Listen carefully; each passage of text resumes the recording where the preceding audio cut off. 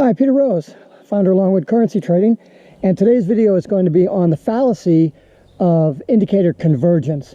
This has been a big topic of mine, talking about indicators in a lot of the videos that I've done and a lot of the blog posts on my blog at longwoodcurrencytrading.com. And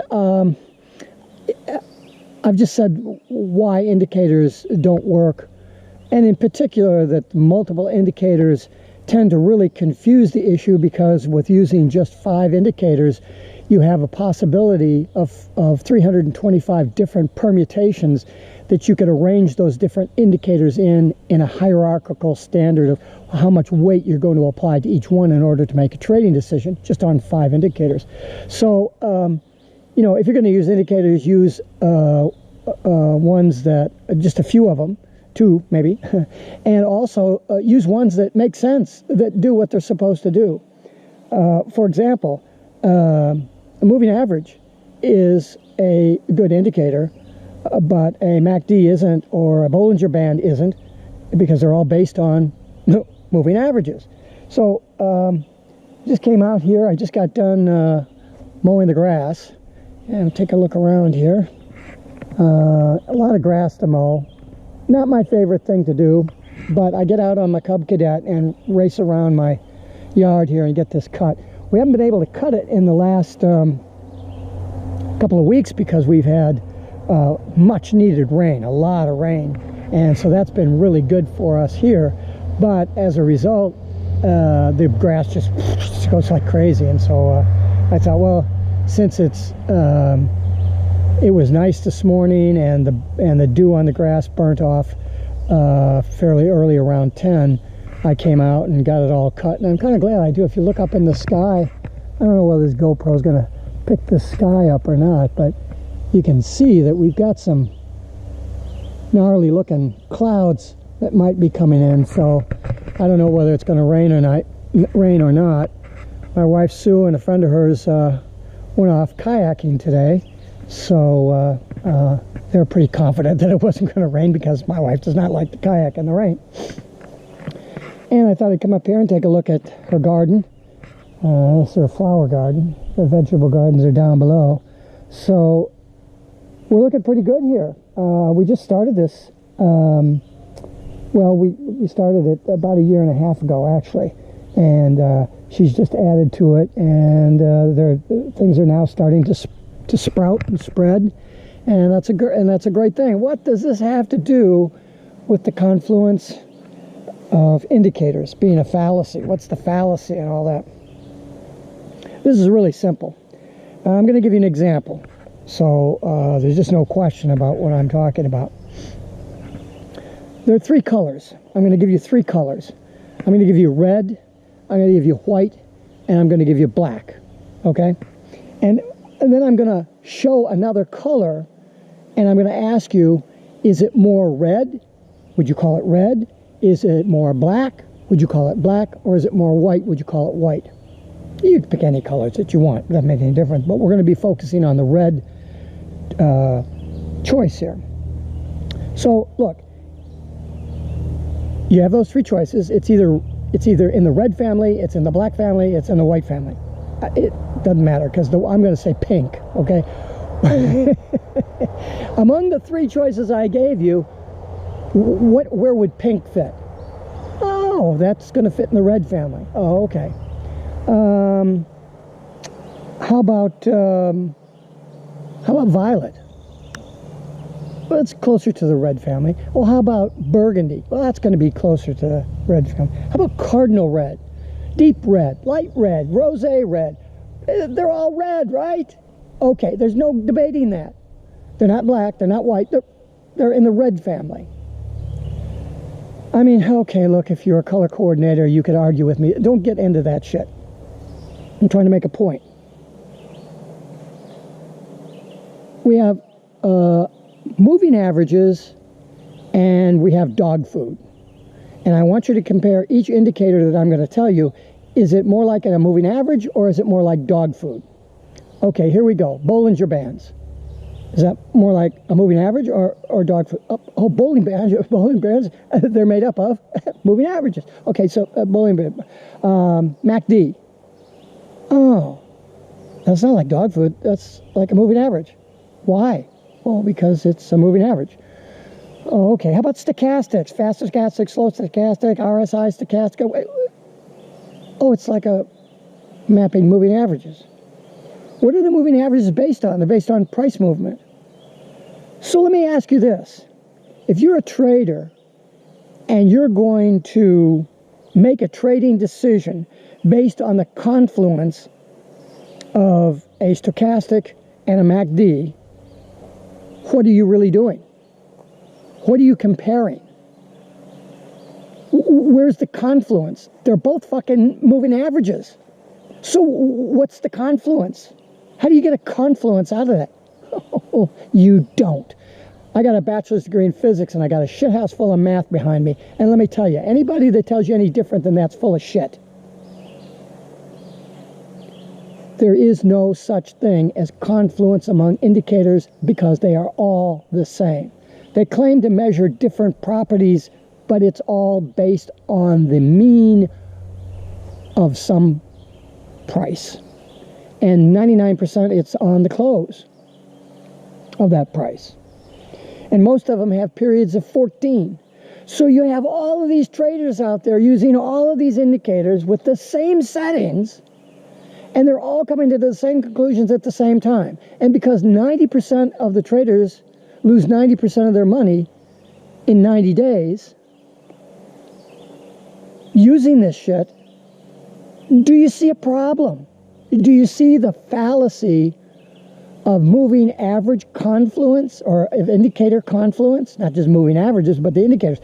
90% of the indicators that are out there are based on moving averages. They're based on the mean. They're based on price action over a period of time. That's a fucking moving average. Come on. No wonder people are constantly searching for systems to trade instead of what they should be doing, which is learning a methodology. I'm not saying that you don't use moving averages. I'm not saying that you might not want to use a Bollinger Band, but you're not going to combine a Bollinger Band with moving averages. That doesn't make any sense. If you're going to use a moving average, use the moving average and learn what that represents.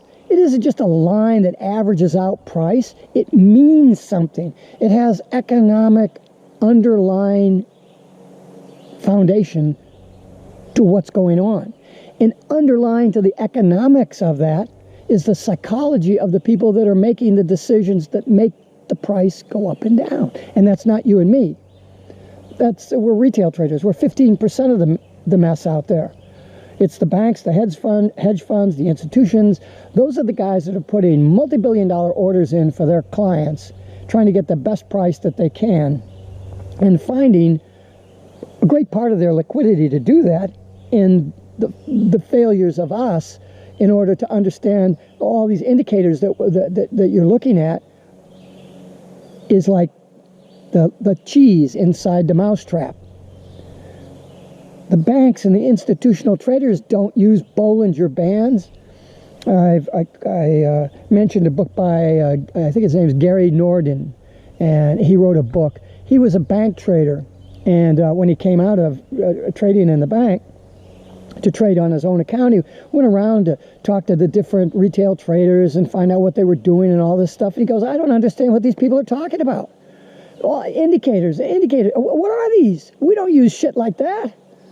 I mean, we look at stuff like that to see what the dopes are doing, but we don't use that for our own trading.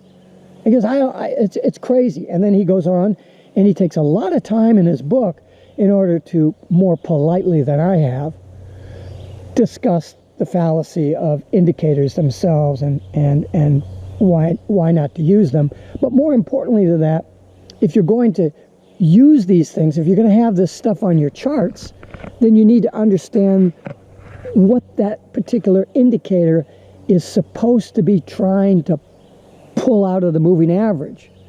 Once you understand that, you could look at the moving average and figure that out for yourself. I mean, a Bollinger Band is supposed to be a measure of momentum, right? When if you set the try changing the settings on your Bollinger Bands from the standard 22, which is a 20-period moving average with 2 standard deviations.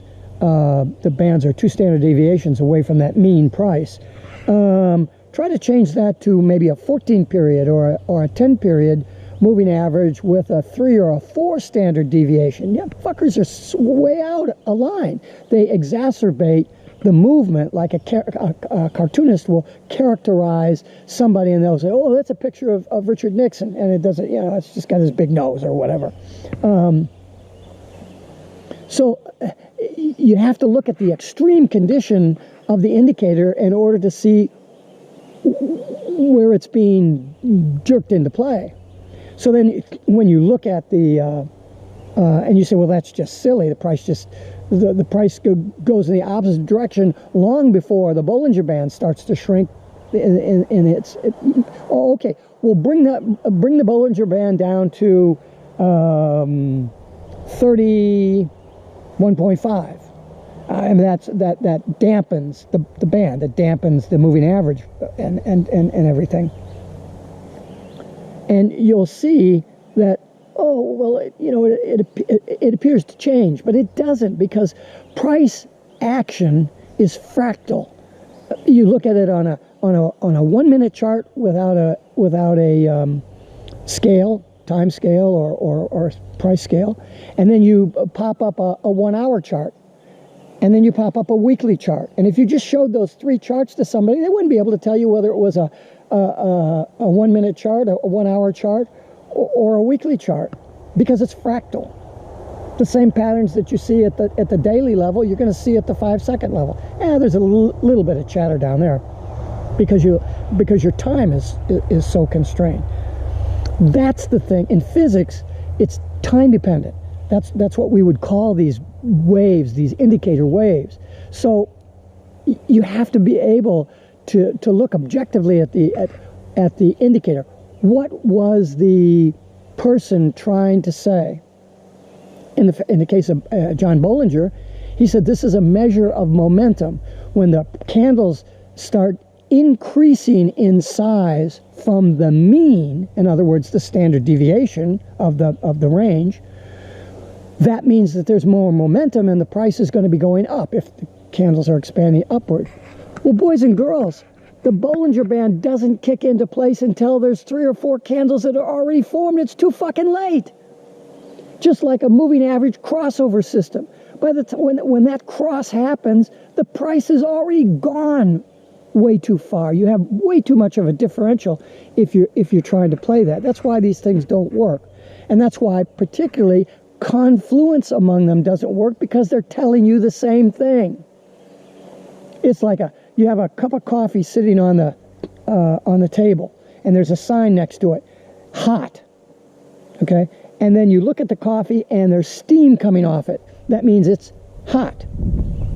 It's sitting on a hot plate warmer. You figure it's hot. You know that the coffee mug was just put there 20 seconds ago after being brewed. You know it's hot. The fucking thing is hot. What kind of confluence do you need between the steam coming off and the fact that it came off the day? You don't. Yeah, it's just crazy. And I'm done for my rant for the day. Peter Rose, Longwood Currency Trading. Have a great day and have a great trading day.